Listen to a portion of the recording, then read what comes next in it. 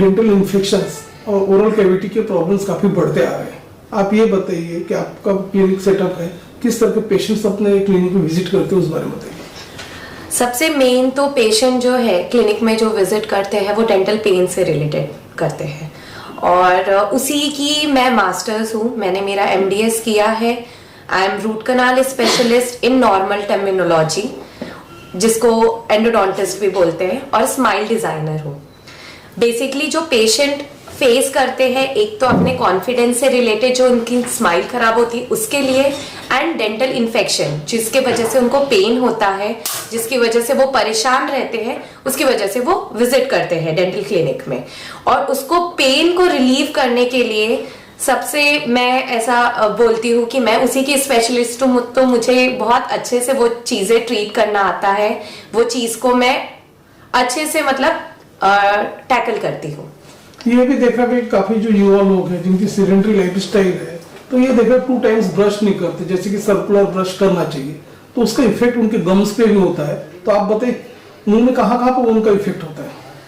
सबसे बेसिकली अगर brushing proper नहीं हो तो उसका इफेक्ट एक कैविटी बिल्डअप होती है, जो कि सबसे पहले बच्चों में बहुत इंपॉर्टेंट रहता है कि कैविटीज ना हो, क्योंकि बच्चे जनरली ब्रश नहीं करते हैं प्रॉपर तरीके से, तो उनके ऊपर कैविटी बिल्डअप होती है। फिर उसके बाद एडल्ट में ब्रशिंग का ये इफेक्ट होता है कि वो बहुत जोर जोर से ब्रश करते हैं तो सामने के दांत पूरे घिस जाते हैं, क्योंकि ब्रशिंग टेक्निक उनकी प्रॉपर नहीं रहती, तो सामने के दांत घिस जाते हैं। तो आपने बहुत लोगों में सुना होगा कि हमको झंझनाहट की प्रॉब्लम होती है, सामने से हमारे दांत झिझ गए हैं।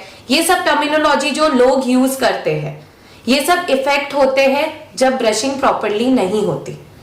एनिमल सरफेस जब घिस जाता है तो जिंजिविटिस की प्रॉब्लम बढ़ती है, सेंसिटिविटी की प्रॉब्लम बढ़ती है। जब इनेमल सरफेस घिसता है सब सेंसिटिविटी की प्रॉब्लम बढ़ती है, और ब्रशिंग प्रॉपर नहीं होती है तो उससे 2-3 उसके डिजीजेस होते हैं। उसमें एक एफ्रैक्शन होते हैं, अट्रीजन होता है, दांत का ऐसे छोटा होना जिसको हम अट्रीजन बोलते हैं, वो प्रॉपरली नहीं अगर ब्रशिंग प्रॉपरली नहीं करे तो एफ्रैक्शन होते हैं, जो अपन बोलते हैं ना दांत घिस गए हैं, और उसकी वजह से रिसेशन होता है, अपने जो गम्स है मसूड़े वो नीचे चले जाते हैं अगर आपकी ब्रशिंग टेक्निक प्रॉपर ना हो तो। और ब्रशिंग टेक्निक से भी इंपॉर्टेंट है आप फ्लॉसिंग कैसे कर रहे हो। कभी अपना खाना फंस जाता है तो अपन नॉर्मली जनरल पीपल को देखते हैं कि टूथपिक यूज कर रहे हैं, जो कि रॉन्ग है। अगर आप कंटिन्यूस टूथपिक यूज करोगे, वहां पे आप पोक करते जाओगे, तो आपका जो गम्स है वो दांत से नीचे जाते जाएगा, नीचे लेवल पे जाते जाएगा। तो ये सब चीजें हैं, इसलिए आपको डेंटल क्लिनिक विजिट करना बहुत जरूरी रहता है। हर 6 मंथ्स में आप डेंटल क्लिनिक में आइए, अपने डेंटिस्ट को बताइए कि आपका कैसा है, क्या माउथ में आपका क्या प्रॉब्लम है, तो वो हर 6 महीने में अगर आपको देखेंगे तो आपके माउथ में कभी प्रॉब्लम आएगी नहीं। जैसे कि दांतों में डेंटल इन्फेक्शन, जैसे आपका बैक्टीरियल इन्फेक्शन हो जाता है तो उस समय नौबत यहाँ तक आ जाती है कि RCT करना पड़ता है, तो आप ये बताइए किस तरह की मोबिलिटी की वजह से RCT करना पड़ता है, उस बारे में बताइए। RCT बेसिकली जब अपना इन्फेक्शन जो किड़ है, अपनी किड़ दांत के 3 लेवल होते हैं। सबसे पहले इनेमल होता है, जो पहली लेयर होती है जो अपन को दिखती है, उसके अंदर एक डेंटिन की परत होती है जो सेंसिटिव होती है, और उसके अंदर नर्व रहती है जिसको हम पल्प टिश्यू बोलते हैं। अगर किड़ जो आपकी है इनेमल को क्रॉस करती है, डेंटिन को क्रॉस करती है और लेवल 3 में आ गई है अगर पल्प में, तो हमें RCT करना पड़ता है। ये एक मैं नॉर्मल सामान्य लैंग्वेज में आपको बता रही हूँ कि इस तरीके से रूट कनाल तक के सिचुएशन चली जाती है। अगर अपन पहले ही अपनी किड़ लगी, अपन को थोड़ी बहुत झंझनाहट हो रही है, अगर उसको हम इग्नोर नहीं करेंगे तो नौबत RCT तक के नहीं जाएगी। और डेंटल पेन में ये बता सकती हूँ आपको कि सबसे जो सीवियर पेन होता है वो हार्ट का पेन होता है, लेकिन उसके बाद जो नंबर 2 में हम बोलते हैं वो डेंटल पेन ही होता है, जो रात को भी आपको सोने नहीं देता है।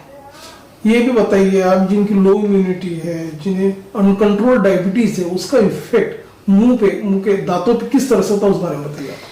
डायबिटीज का सबसे पहले हम जो दांतों में देखते हैं वो गम्स में स्वेलिंग, गम्स में इन्फेक्शन। जनरली जो डायबिटिक लोग रहते हैं उनकी गम्स में इन्फेक्शन हो जाते हैं, गम्स में स्वेलिंग हो जाती है, गम्स ऐसे नीचे जाते जाते हैं जिसकी वजह से टीथ मोबाइल हो जाते हैं।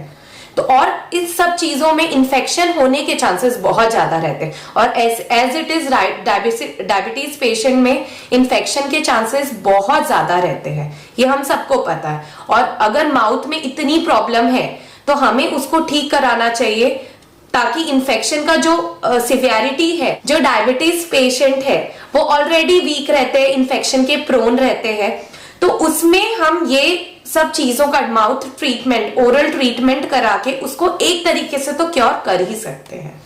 अच्छा, ये भी बताइए कि जो टीथ को हेल्दी रखने के लिए जो फॉसिल्स जो करना पड़ता है, तो आप बताओ वो कितना जरूरी है, उस बारे में बताइए। टीथ को क्योर करने के लिए अपन को सबसे पहले ब्रशिंग इंपॉर्टेंट है, अपन को फ्लॉसिंग इंपॉर्टेंट है, और अपन को एम्पल अमाउंट ऑफ वाटर जो हमें पीना चाहिए थ्रू आउट द डे, वो इंपॉर्टेंट है। सबसे पहले मैं ब्रशिंग में आती हूँ। ब्रशिंग आप कर रहे हैं, आप कौन सी टेक्निक यूज कर रहे हैं उसके ऊपर डिपेंड करता है कि आपकी ओरल हाइजीन कैसे मेंटेन हो रही है। अगर आप बोल रहे हैं कि आप अच्छे से ब्रश करते हैं, 2 मिनट ब्रश करते हैं, दिन में 2 बार ब्रश करते हैं, तो भी आपको कैविटी होती है, तो ये इंपॉर्टेंट नहीं है कि आप ब्रश 2 बार करो या 3 बार करो। ब्रश कैसे टेक्निक से आप कर रहे हो, दैट इज इंपॉर्टेंट। अगर आप 1 मिनट भी ब्रश कर रहे हो और वो प्रॉपर टेक्निक फॉलो करके कर रहे हो, तो आपको डेंटल प्रॉब्लम बहुत कम होगी। और उसके बाद में आप फ्लॉसिंग कर रहे हो, वो भी बहुत इंपॉर्टेंट है। अगर कोई दांत के बीच में आपका फंस गया है खाना और उसको आपको निकालना है, तो आप प्रॉपर तरीके से फ्लॉसिंग वगैरह मेजर्स ले रहे हो, तो आपको डेंटल प्रॉब्लम उससे भी कम होगी। और एम्पल अमाउंट ऑफ वाटर आपको लेना जरूरी है, क्योंकि अपन खाने में इतना कंट्रोल नहीं कर सकते। अभी की जो लाइफस्टाइल है, बाहर का जंक फूड खाना, अपन को स्नैकिंग करना, बहुत सारी चीजें मतलब इसके लिए रिस्पॉन्सिबल होती है कैविटीज के लिए।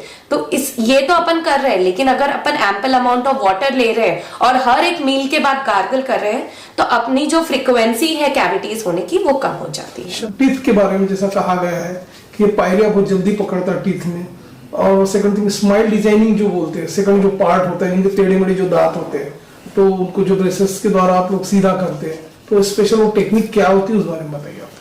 जैसे पायरिया का आपने बोला, तो पायरिया का अभी मैंने बताया कि डायबिटीज पेशेंट में सबसे ज्यादा होता है पायरिया। और पायरिया का एक और रीजन है, अगर आप अपनी हाइजीन मेंटेन नहीं कर रहे हो, अपना कैलकुलस है जिसको अपन अपने टाटर बोलते हैं, जो दांत में येलो येलो आपको दिखेगा कि आपका जमते जा रहा है, तो आप पहले जाके अपने डेंटिस्ट के पास में वो क्लीन करवाइए, क्योंकि उसकी वजह से पायरिया होता है। पायरिया नथिंग बट आपका रिसेशन, मतलब आपका जो गम्स है वो आपका नीचे जाना, दांत ढीला होना, ये सब पायरिया के लक्षण है।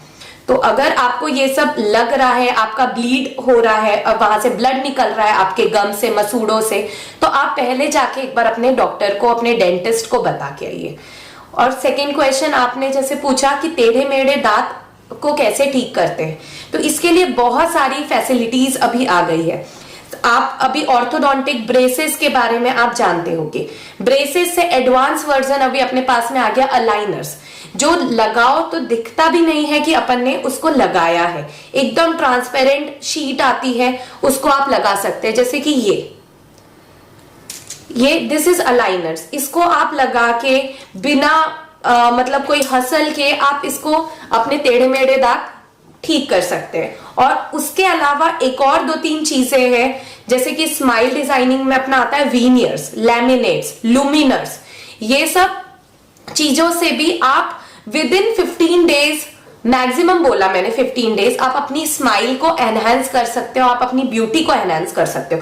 और उसके अलावा अगर आपको करना है तो अभी टूथ ज्वेलरी, ये ब्लीचिंग, ये सब प्रोसीजर भी इतने एडवांस में हो गई है कि 15-20 मिनट्स में आप ब्लीचिंग करा सकते हैं, जिसको टीथ वाइटनिंग अपन बोलते हैं, तो उससे भी आपकी स्माइल एनहांस होगी। और अभी क्रिसमस और न्यू ईयर आ रहा है, तो अभी तो स्पार्कलिंग स्माइल का बहुत लोग ऐसा बोलते हैं, हर जगह स्टार्स वगैरह दिखते हैं, तो you can put tooth jewellery in your teeth also as a star. जैसे कि यंगस्टर्स में एक क्रेज है स्माइल डिजाइनिंग का, और काफी लोग उस चीज को मतलब ब्लीचिंग भी करा के अपने दांत को व्हाइटेस्ट बनाने की कोशिश करते हैं। ये सारी प्रोसीजर्स अभी चालू है। तो आप ये बताइए, आपका जो चाणक्य क्लिनिक है, इसमें किस तरह की स्पेशलिटी है, किस तरह का लाइन ऑफ ट्रीटमेंट अवेलेबल है, उस बारे में हमारे दर्शकों को बताइए। जैसे यहाँ पे खुद मैं मास्टर्स हूँ, स्माइल डिजाइनिंग स्पेशलिस्ट हूँ मैं, तो मैं खुद स्माइल डिजाइनिंग के लिए करती हूँ। मैं वीनियर्स परफॉर्म करती हूँ, मैं ब्लीचिंग, टीथ वाइटनिंग जो बोलते हैं वो परफॉर्म करती हूँ। फिर हमारे यहाँ पे ऑर्थोडोंटिस्ट आते हैं, वो परफॉर्म करते हैं अपना ऑर्थोडोंटिक ब्रेसेस का जो ट्रीटमेंट होता है, अलाइनर्स का। मैं खुद MDS हूँ, तो मैं प्रेफर करती हूँ कि मेरे यहाँ पे पेशेंट जो भी है उनको सारे बेस्ट ट्रीटमेंट मिले और हर चीज स्पेशलिस्ट जो अवेलेबल है, क्योंकि ये डेंटिस्ट्री में 9 ब्रांच होती है और 9 ब्रांच के जो स्पेशलिस्ट है वही उनको ट्रीट करे।